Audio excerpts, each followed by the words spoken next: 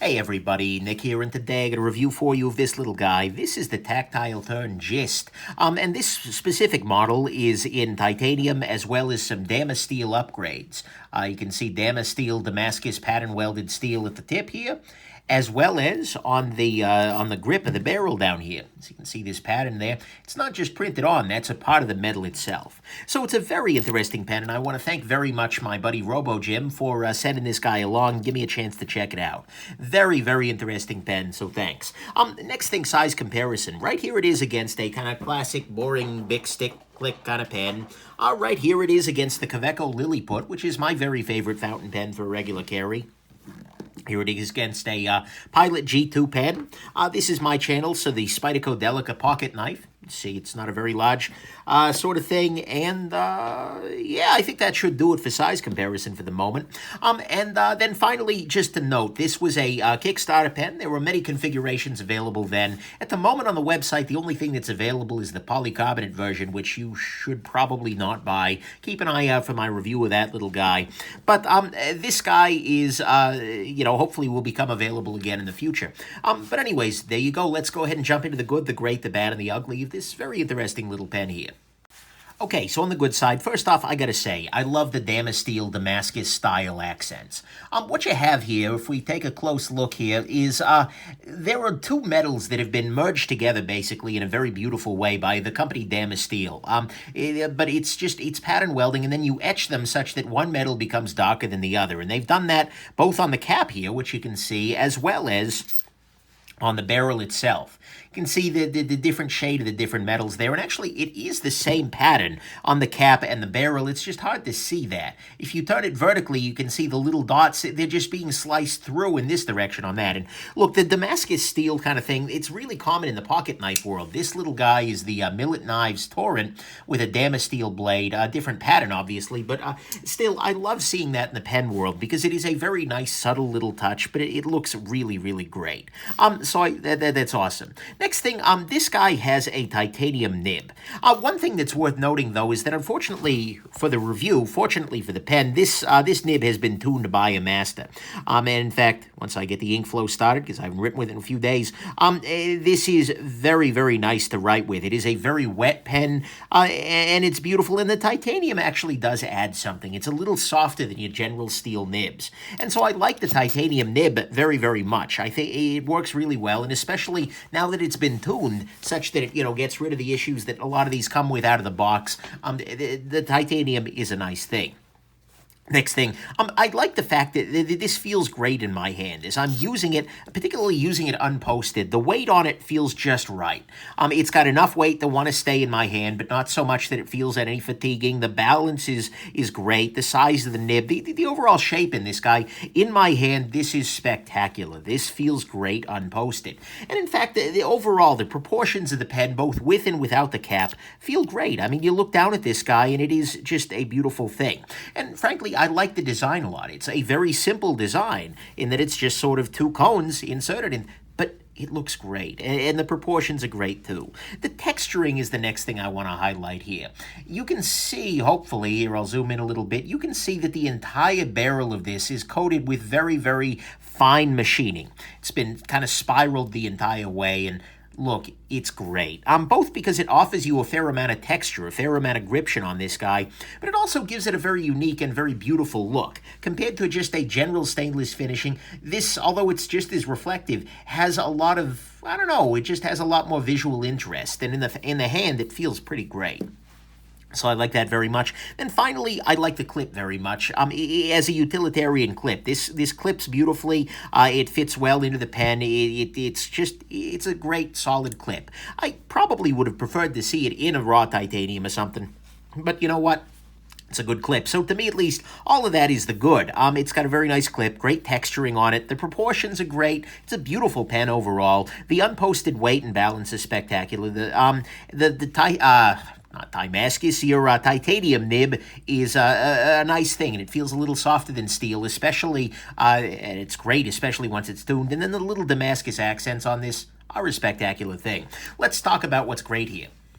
To me, at least, what is great about this pen more than anything else is the machining. You can tell that Tactile Turn, Will Hodges, I believe is the guy's name, is an excellent freaking machinist. And I say that for a bunch of reasons. The smoothness of the threading on every dimension is great.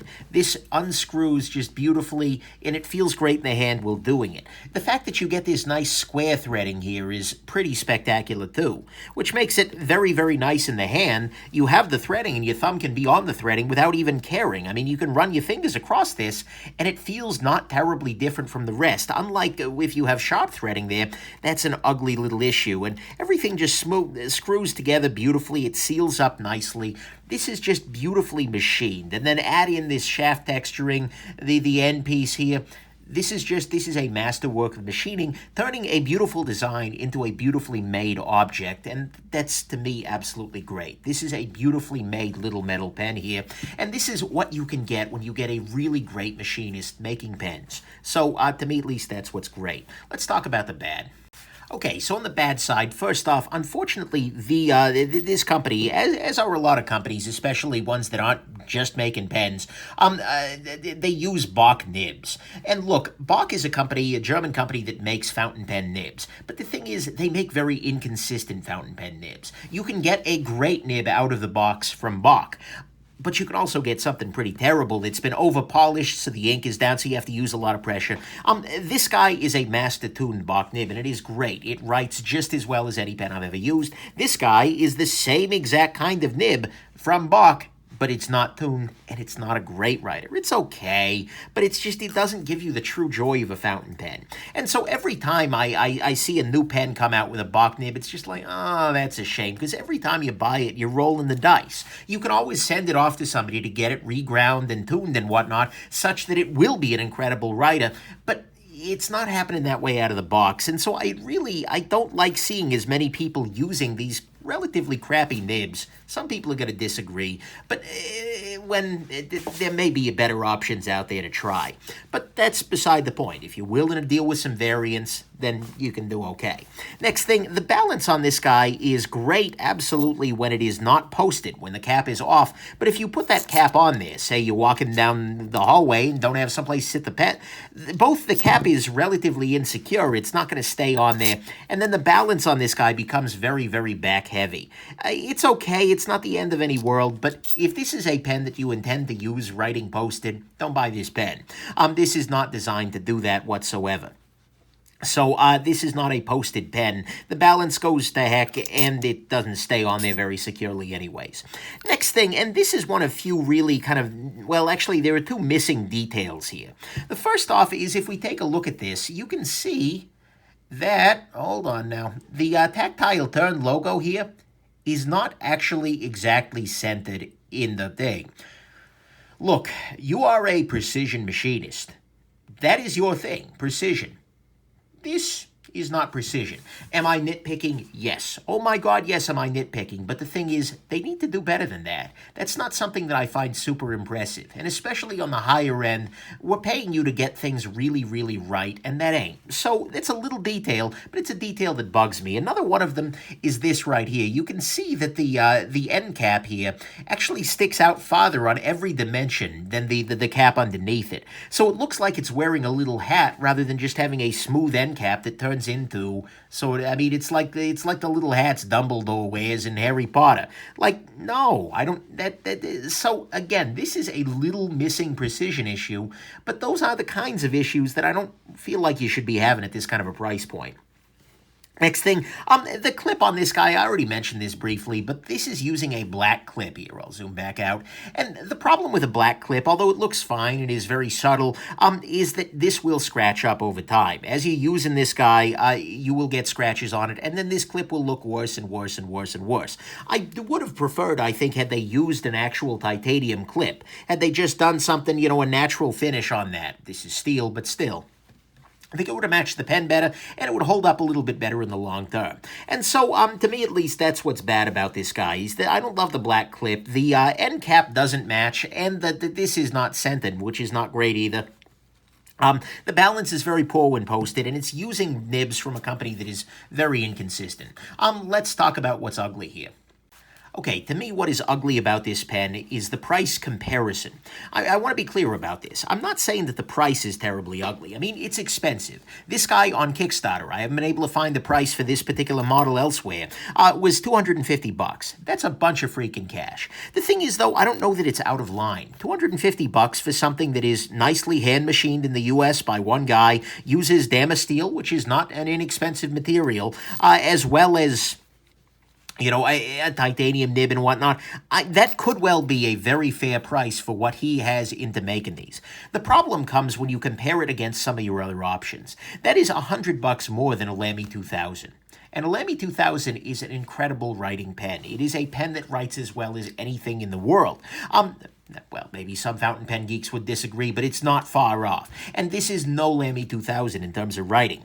Well, now that it's tuned, it is, but still. And similarly, you can get other great stuff from Pilot, from Pelican, all of those kinds of things. You can get incredible pens for $250. This is a beautiful pen, but as a fountain pen, as a demonstration of sheer writing joy, using off-the-shelf Bach nibs, that doesn't feel all that great. And so you buy this because you love this specific pen, not because this is the best pen for $250. Let's talk about the final conclusion. Look, final conclusion, this is a very, very nice pen, and this one particularly that has been tuned is great. I very much enjoyed carrying it, because it is a beautiful object. It's nicely machined, nicely balanced, with very nice materials and whatnot. This pen, as customized, is absolutely a joy. But the thing is, it is a very, very expensive joy. $250 is a lot of money in the fountain pen game, and especially for a pen that is using an unreliable nib company for their nibs, and where the stock one was really nothing that impressive. You are guaranteed when you pay your $250 to get a pen that is itself beautiful, but you're not guaranteed a beautiful writer. Mind you, if you buy that, if you pay the price, you can get it tuned. You can make it magnificent. Now that this is tuned, it is spectacular, but you're going to need to pay more money still in order to get this to write as well as some other pens that cost a lot less money. And anytime you buy with a Bach nib, you're going to roll the dice here. And so the big question for this pen, more than anything, is do you love the style of this particular freaking pen? If you do, then this is great. It's a beautiful thing, and it has the potential to be an awesome writer. You might get lucky. It might be that way out of the box, or maybe not. And so if you want this pen, buy the pen. If you get lucky, great. If you don't, well, tune it up a little bit. You're a little bit deeper in, but hey, you're going to get something that's beautiful and writes nicely. But if you're just looking for a pen, if you're just thinking, I want a fountain pen, and you want to spend $250, this is probably not where I would send you. If you're not wedded to this particular model, your dollar can go a whole lot further in a couple of other places. So there you go. I hope this has been interesting to you, that I made the right call, and that you have yourselves an absolutely wonderful rest of your day. Bye now.